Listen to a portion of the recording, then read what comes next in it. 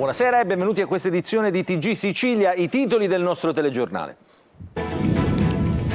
Kevin Barreca ha tentato di difendersi fino all'ultimo prima di morire torturato dal folle esorcismo del padre, della sorella e dei due complici. Ad Altavilla Milice, alla Camera Ardente per le vittime della Villetta degli Orrori, il sindaco ha proclamato il lutto cittadino. Blitz antidroga nel catanese, 9 arresti, un panettiere usava il suo forno a San Giovanni La Punta come copertura. I clienti ordinavano pagnotte e ricevevano in cambio la cocaina. La Procura di Catania apre un'inchiesta sulla misteriosa morte di Alfio Torrisi, il falegname di Giarre, deceduto mentre lavorava su una nave alle Bahamas. Il corpo restituito alla famiglia senza organi. Poche corse, stazioni vecchie e treni fatiscenti. Il Codacons denuncia e chiede interventi immediati sulla rete ferroviaria siciliana. L'erosione costiera aggredisce anche la spiaggia di Licata nell'Agrigentino. Per l'associazione ambientalista Mare Amico è dovuta al porto che fa arretrare il litorale di diversi metri. Calcio, il Catania risorge, al Massimino vince con merito contro la capolista Juve Stabia, protagonista il difensore Castellini, autore di una doppietta. Il Messina perde al 90° contro il Giuliano.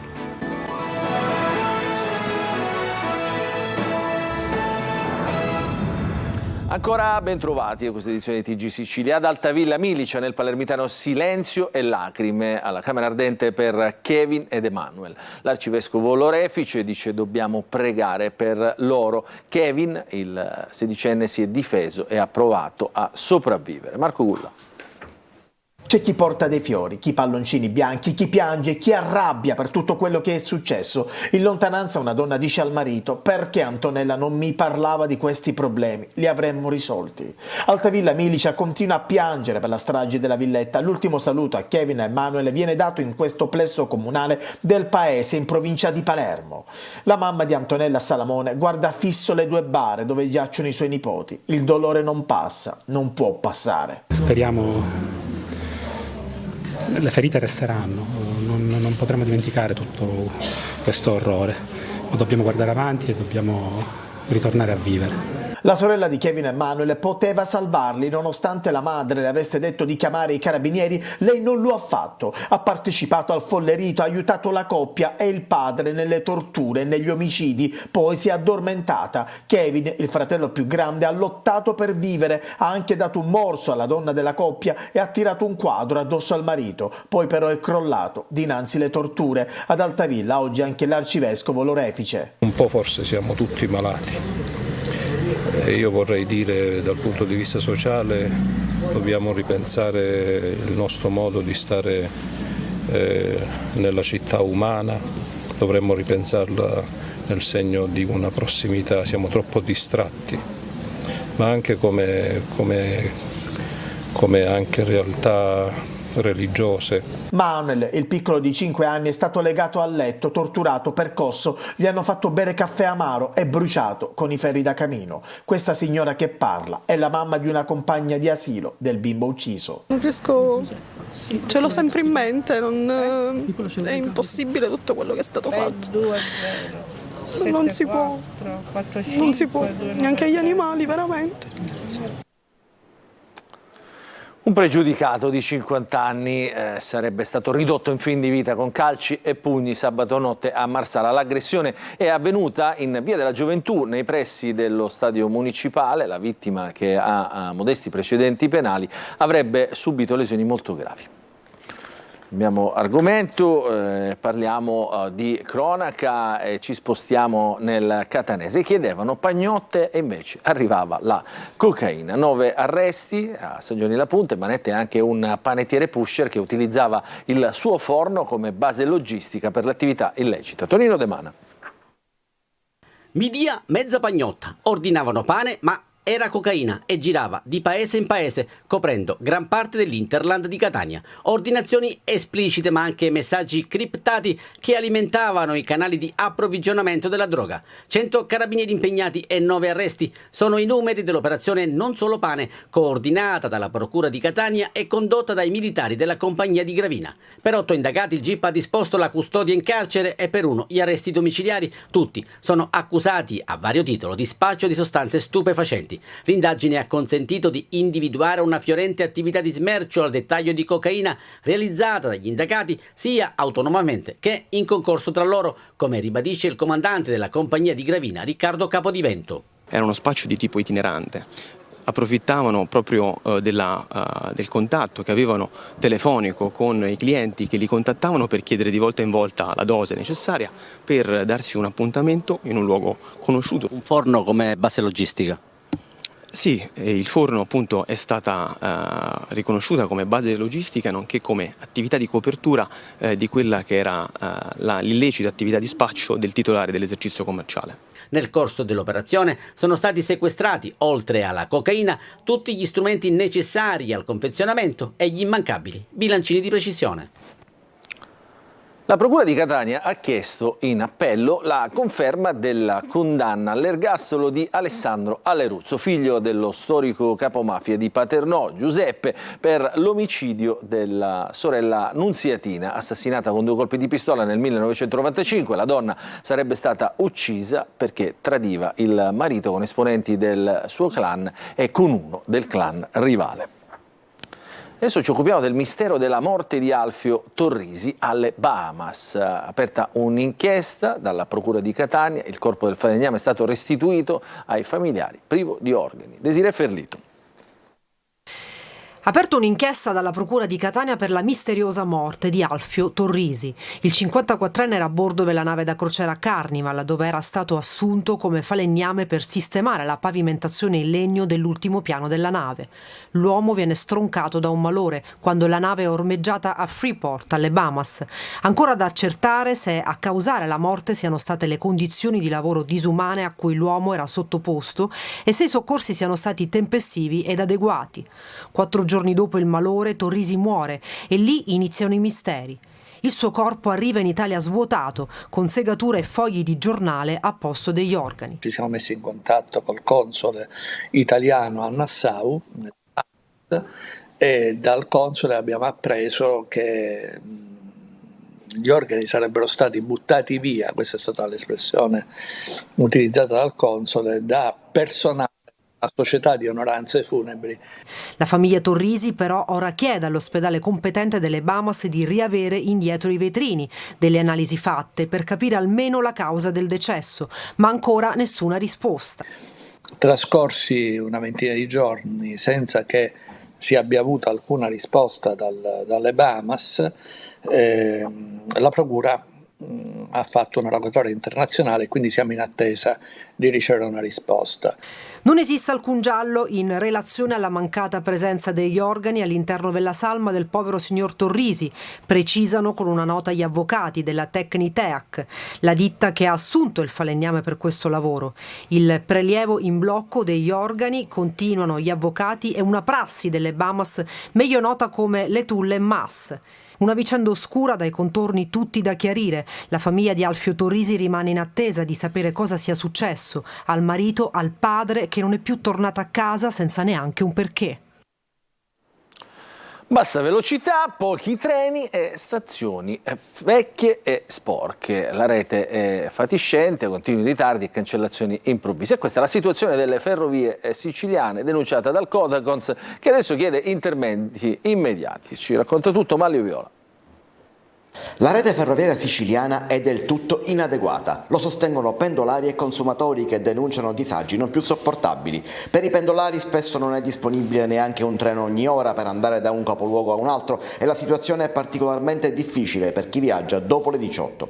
Il quadro che emerge attraverso l'osservatorio sui conti pubblici italiani dell'Università Cattolica di Milano parla di un'isola, la Sicilia, con un numero di abitanti e una densità abitativa simile a 2 regioni prese a campione, Piemonte e Toscana, ma con un numero di treni notevolmente inferiore e una rete arretrata che mostra 1370 km di ferrovia, di cui soltanto 223, ovvero il 16% a doppio binario, contro il 46% della rete nazionale.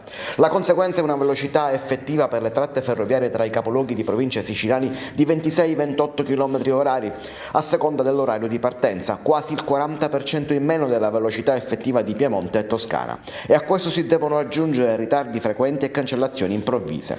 C'è poi la situazione delle stazioni, che in molti casi presentano problemi di pulizia e manutenzione, creando un ambiente poco accogliente per i passeggeri. Il servizio offerto, denuncia l'avvocato Bruno Messina, vicepresidente del Codacons in Sicilia, è di qualità inferiore rispetto al costo pagato. Occorre dunque un impegno serio da parte del governo regionale per migliorare la rete e i servizi ferroviari, poiché i disagi che i pendolari siciliani affrontano quotidianamente sono evidenti e hanno un impatto significativo sulle loro vite. A Catania il diritto alla casa non è garantito. Nuovo affondo del Sunia che da anni punta il dito contro l'emergenza abitativa che si perde anche nei meandri della burocrazia. Nel capoluogo etneo sono 6.000 le famiglie senza un tetto. Il servizio.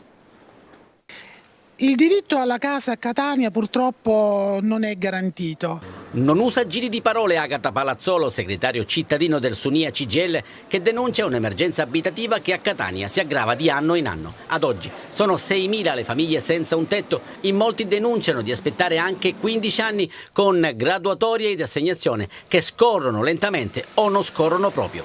Il sindacato inquilini ed assegnatari boccia anche l'avviso pubblicato dal Comune di Catania sulla riapertura dei termini per regolarizzare l'occupazione degli alloggi popolari e al tempo stesso punta il dito contro la burocrazia che vede coinvolti addirittura 4 assessorati. Il settore casa è suddiviso a 4 assessorati, ai servizi sociali quello dell'emergenza, al patrimonio e la gestione delle case popolari, alle manutenzioni e la manutenzione degli alloggi pubblici e ai lavori pubblici le riqualificazioni come ad esempio quelle delle 2 torri di cui da anni attendiamo e non... Da tempo voi dite non serve la sanatoria, perché?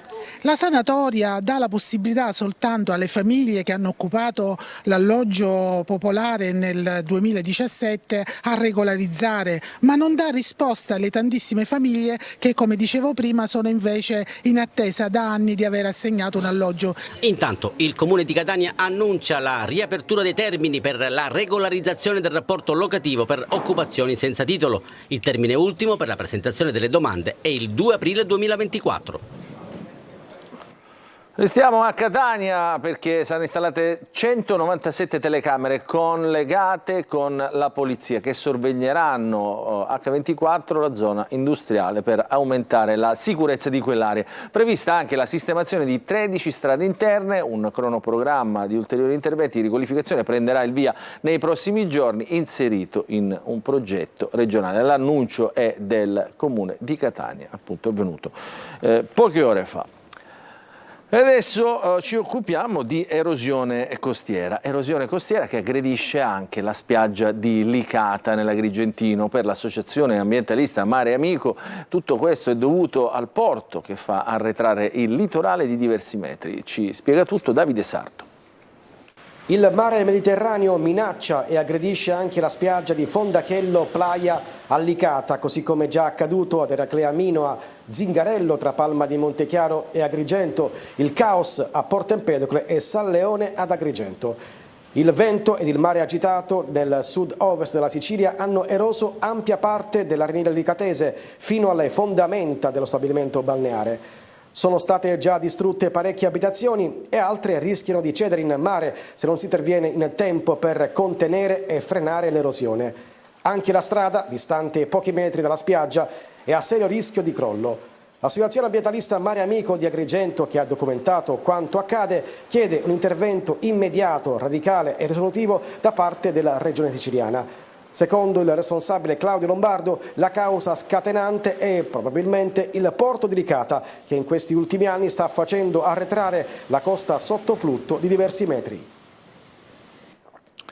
Da studente del nautico a ministro del mare, il ministro per la protezione civile e le politiche del mare Nello Musumeci ha visitato oggi l'Istituto Duca degli Abruzzi di Catania, dove è stato studente per l'inaugurazione della mostra fotografica in onore delle celebrazioni dei 150 anni dell'istituto. Appunto. Durante la sua visita il ministro ha ribadito l'importanza della filiera dell'economia del mare, sottolineando la necessità di competenze e abilità professionali, visto che serve una nuova cultura del mare. Accompagnato dalla dirigente del Politecnico del Mare, il ministro Musumeci ha potuto ammirare insieme a tutti i presenti l'esposizione curata dal fotoreporter Davide Anastasi, appunto, che racconta i 150 anni di vita dell'istituto.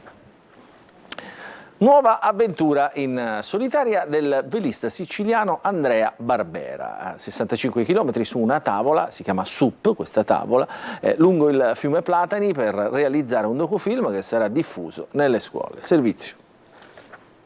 Il navigatore velista agrigentino Andrea Barbera ha concluso la navigazione esplorativa della foce del fiume Platani, riserva naturale che si è protratta 4 giorni nell'ambito di Alicos Project, ovvero la prima esplorazione lungo il fiume Platani in solitaria dai Monti Sicani fino al Mar Mediterraneo su una tavola SUP stand-up paddle, finalizzata anche alla produzione di un docufilm da diffondere nelle scuole per sensibilizzare verso il contatto con la natura.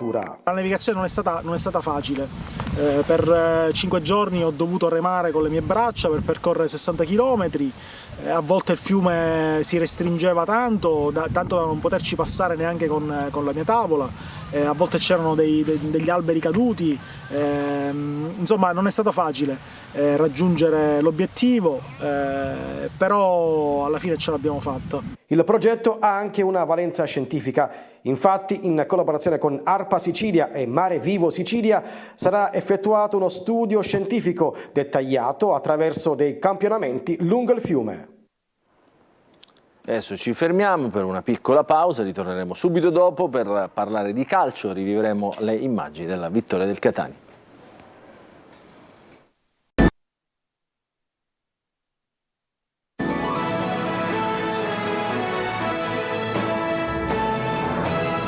Ancora ben trovati nella seconda parte del nostro TG Sicilia. Parliamo di calcio, parliamo del Catania che ha vinto per 2-0 contro la capolista Juve Stabia. Una doppietta di Castellini ha deciso il match e vale i 3 punti. Servizio di Marco Carli. E all'improvviso ecco il Catania, quello che i tifosi avrebbero voluto vedere da sempre, che gioca di squadra e soprattutto che vince. 24 punti di distacco prima dell'inizio della partita e contro una Juve Stabia capolista che non perdeva da ottobre. Ma il Catania merita il 2-0 finale anche perché, nonostante l'epidemia influenzale che ha colpito la squadra di ritiro e nonostante la forza dell'avversario, anzi forse per questi 2 fattori, la squadra gioca più serena. Il fatto di aver vissuto una settimana così inconsciamente può averli un po' liberati e quando riescono a stare sul pezzo 95 minuti è ovvio che per gli avversari diventa difficile contro di noi. La partita la decide uno dei giocatori ormai più importanti del gruppo, Alessio Castellini. È giovane ma è già un leader saggio, di testa indirizza in rete nel primo tempo il pallone del vantaggio, nella ripresa invece si inserisce come una mezzala navigata, approfitta del lavoro di Cicerelli ed è freddissimo a battere Thiam. È una grande prestazione di squadra, non è una solo grande prestazione mia, sono contento che venga riconosciuta, ma è una grande prestazione di squadra perché eravamo in difficoltà e comunque eravamo molto influenzati. Il resto della gara vede un Catania perfetto per quasi tutto il primo tempo che in avvio costringe la capolista sulla difensiva. Poi dopo la mezz'ora la Juve Stabia viene fuori, fa correre qualche brivido sulla schiena dei tifosi del Massimino, ma alla fine si inchina alla seconda prodezza di Castellini e al collettivo del Catania. Tutte positive le prove degli etnei con alcuni picchi oltre il capitano, fra cui Cicerelli e Quaini, ottimo in difesa. Il pubblico applaude e incoraggia in vista degli ultimi giorni di febbraio che potrebbero valere una stagione.